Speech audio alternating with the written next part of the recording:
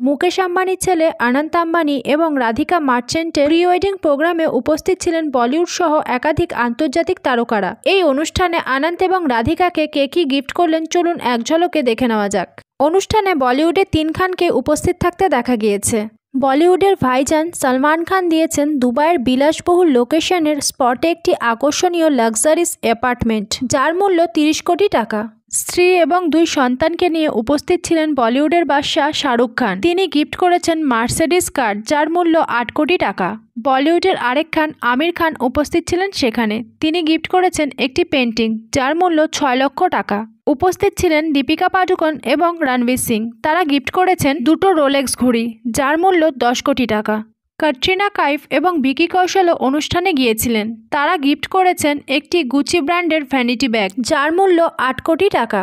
অভিনেত্রী অনন্যা পান্ডে সেখানে উপস্থিত ছিলেন। তিনি গিফট করেছেন একটি পিয়ানো, যার মূল্য 3 কোটি টাকা। 2 সন্তানকে নিয়ে উপস্থিত ছিলেন সাইফ এবং কারিনা।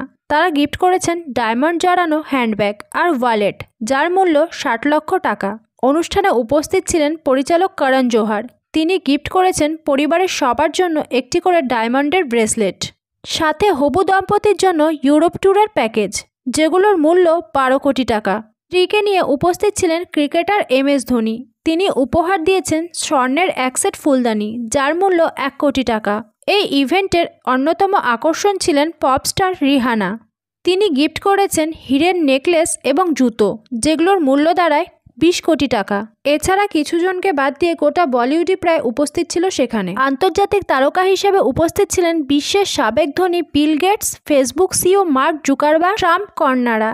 কিন্তু তারা কে কি গিফট করেছেন সেটা এখনও জানা যায়নি। ভালো লাগলে লাইক করে দেবেন, সাথে পেজটিকে ফলো করবেন।